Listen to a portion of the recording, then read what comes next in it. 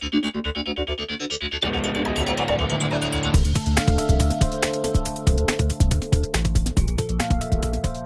guys, and welcome back to another GameSpot Presents Now Playing, where we take a look at an unreleased video game. Brian Orguy is my guest today, and we're taking a look at Fuse. Brian, thank you for joining me.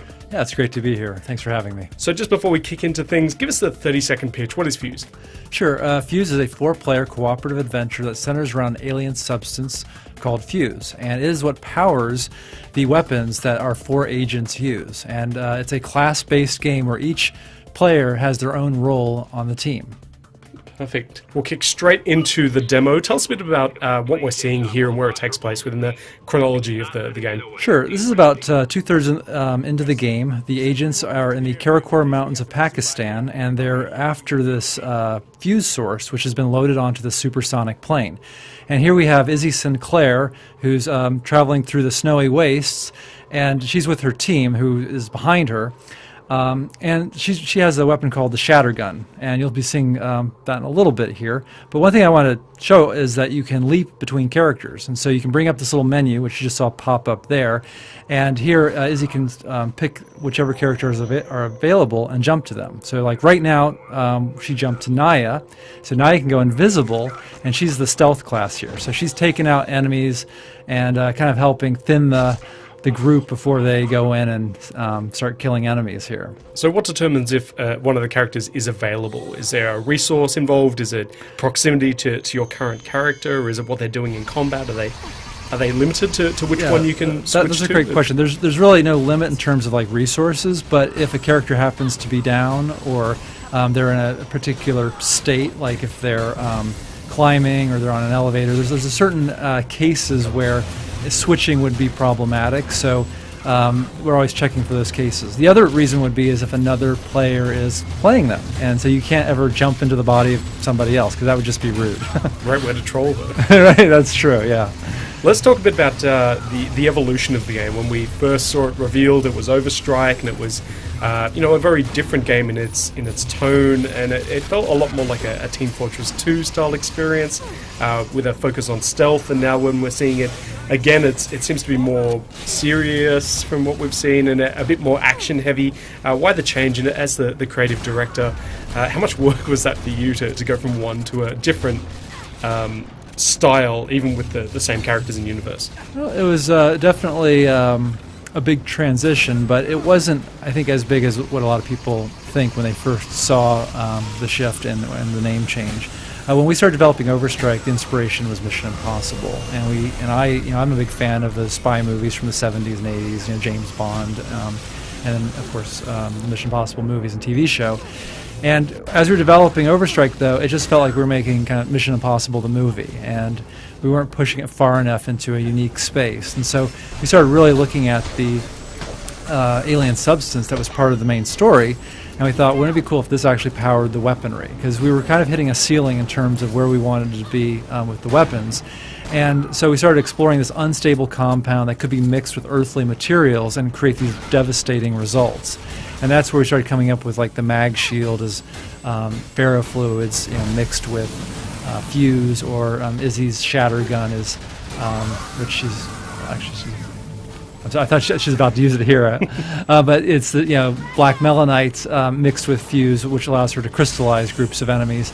And so we really felt freed up to come up with these really crazy weapons. Now, you mentioned real-world elements, but there was also the mention of antimatter, which obviously is kind of real-world to some degree. Will players be able to mix and match real-world elements with Fuse elements to create custom combinations, or are they a set loadout throughout the game?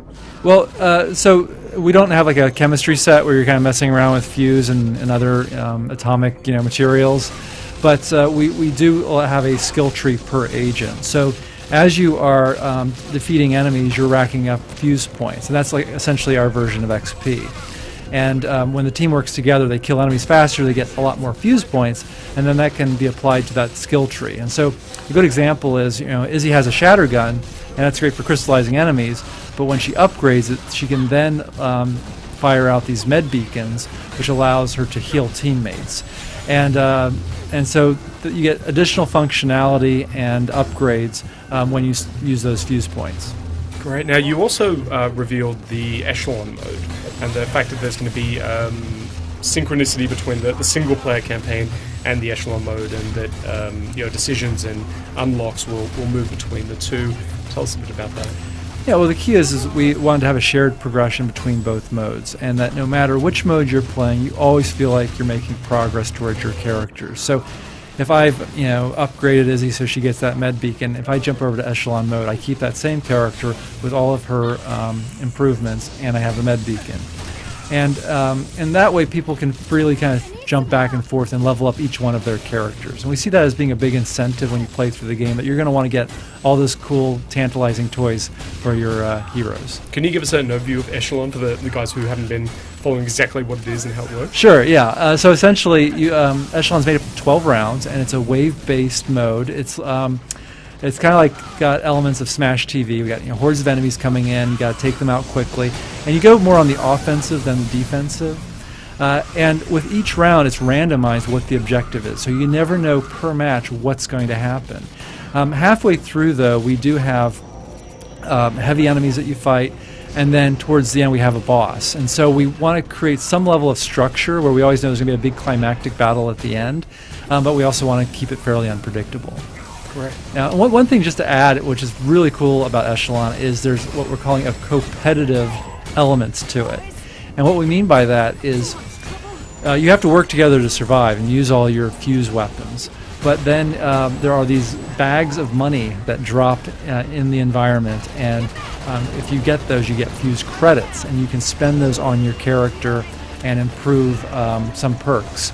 And so that creates a really cool dynamic where at times you want to stay with your team and help them out, but then you see a bag of cash and you want to just run for it. And when we were prototyping it early on, we were just using these money bag objects, and we thought, well, we'll probably turn this into something that really fits in the world. But there's something really innate and deep down about running after shiny money objects.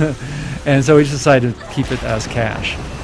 Insomniac has a history with the PlayStation, and this is the first major breakout to a multiplayer title. Obviously, there's the legacy kind of knowledge base that comes with the developers who've been working with the tech for 5 or 6 years. As kind of your first outing on the platform, how did you avoid the cold start that some of the other developers faced when building for an unfamiliar device? Well, our goal has been to create the same experience on both platforms, and we have a lot of experts in our engine department who've both worked on Xbox and, of course, PlayStation 3. And so we mainly start developing the game on the PC because our tools run on the PC, and that allows us to quickly iterate and come up with ideas and try them out. And so we have a very fast creation loop there. And then the next step, of course, is then to bring it to the two different platforms. And we've really been focused on developing them both at the same time. We started a little bit on Xbox first because that was something that we were unfamiliar with, and we really wanted to tackle that challenge. But we've also been keeping in mind that the PlayStation 3 needs to progress at the same rates. So why then given that the tools were created on PC, why is there no PC SKU? Have you ruled that out? Essentially, there's a lot of hardware configurations. It's very challenging developing for the PC, and it's hard enough just to develop for two platforms. Yeah. So we really just wanted to focus on making two great, essentially it's two great games, one on each platform, rather than spreading ourselves thin and trying to meet all of the different PC hardware configurations. You mentioned Mission Impossible, and during the presentation we heard that there's a bit of District 9 in there as well. It's interesting because, especially on the back of some of the previous Insomniac creations, the first thing that jumped out at me about this game is that it felt like a third-person version of Resistance 2's cooperative multiplayer mode. Was that a deliberate play at all? Because it felt familiar in terms of its reliance on other characters and the intermingling of the various archetypes. Certainly we've had a number of designers who worked on that mode also be influential in the development of this game. One of the designers I worked with is Jake Beagle, who actually designed the Resistance 2 co-op mode and was an integral part of that. And he was a major factor in defining the gameplay here. But certainly there's a lot of classic archetypes and classes that you see in a lot of games, and we started organically just coming up with ideas for fun weapons and fun characters, and then they just naturally kind of moved into those 4 classic archetypes of tank and healer, DPS, and stealth. And so that's probably the same thing that happened on Resistance 2. I actually didn't work on that project, but I have a feeling that's kind of how it happened. Great. So let's jump back to the gameplay here for a second, and I think we're coming up on the end of this demo. Sure, yeah. So essentially what happened is they fought their way to that supersonic jet and just missed it. It managed to take off. We kind of jumped past a few scenes. I don't want to reveal any big story spoilers here, but the team has gotten to the landing zone here where their handler, Burgess, has sent in a chopper to pick them up. And so Chopper's coming through now and just kind of cleaning out any remaining enemies that happen to be around the LZ. So here they're about to get picked up. But turns out there's another threat. It's never that simple in war. That's right. Yeah. Helicopter's no match for it. And so what you just saw there was a glimpse of the Maelstrom, which is this experimental craft that Raven has developed. And turns out now it's fuse-powered. So, yeah. You're not the only one with fuse-powered weapons and vehicles then? That's right. You know, that's one of the really cool elements is that Raven early on manages to steal the fuse source, and they start developing their own weaponry. So you get to see Raven progress. They end up having their mag shields, like, you know, Dalton's mag shield. They have infiltrator cloaking technology where they can go invisible and sneak up on you. And so they definitely get tougher as you get tougher. Perfect. Brian, thank you so much for joining us for a look at Fuse. A reminder for the guys at home, when will this be out? Which platforms? Sure. It's coming out in late autumn in the Australia region, late spring in North America, and it's going to be coming out for the Xbox 360 and PlayStation 3. Perfect. And you can check out more on Fuse on GameSpot.com. Great. Thanks, Dan.